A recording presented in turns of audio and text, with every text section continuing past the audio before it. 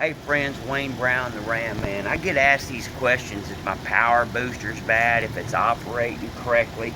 And of course, you know, you can kind of test something on a car, but when something's part of a system, you can't really tell if something's wrong with it until it's isolated. You know, the variable needs to be isolated, both in common sense and, of course, in algebra. That's why you isolate the variable.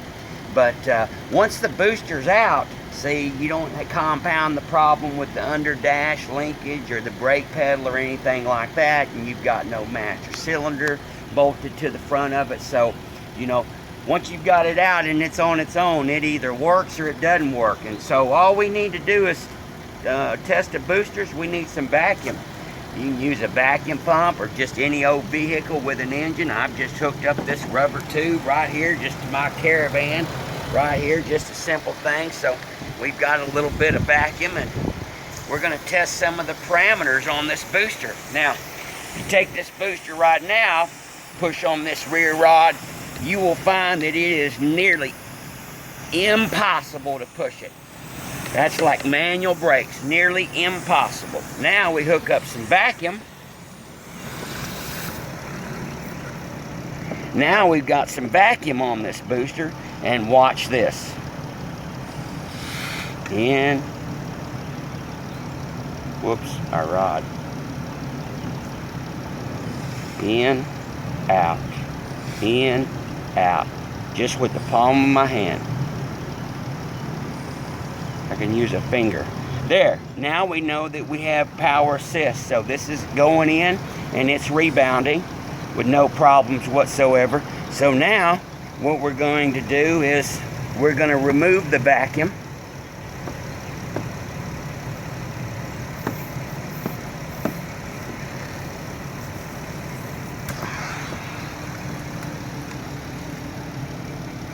And now we're going to wait just a few seconds.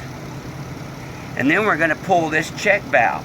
When we pull this check valve after waiting, and we hear that inrush, that sucking in of air, we know that the can has integrity and it has no leaks. Of course, if we don't hear anything, we know that it's leaking.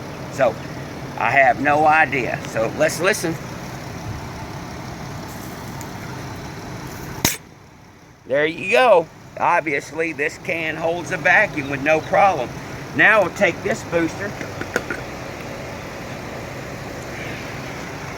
So, just with a vacuum hose and a vacuum source, we checked whether or not the booster had power assist, and we checked whether or not the can had integrity. That's two of the main things that you can check.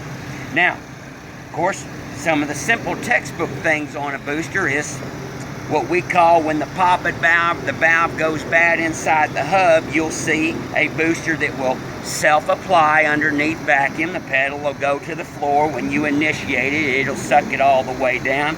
Or it's very slow to recover.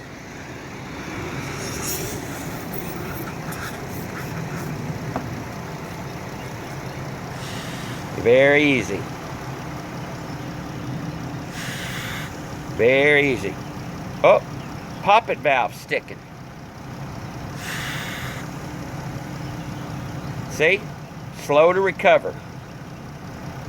This one needs to be disassembled, and we need to check out the control valve in the hub. Slow to recover.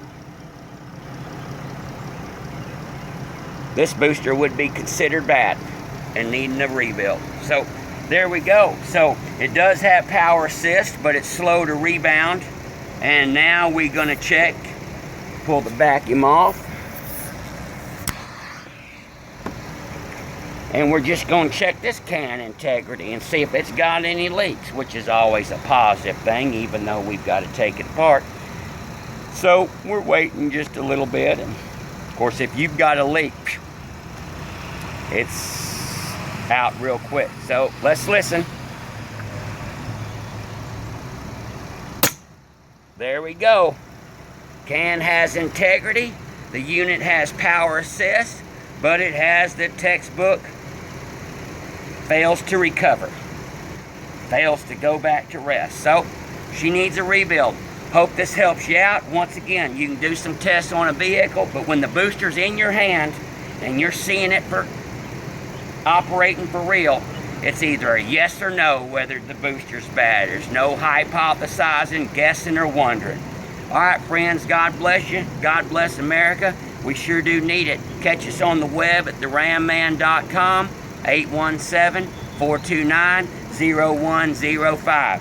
We are the booster, master cylinder, and caliper rebuilders, and we can help you out. Thank you.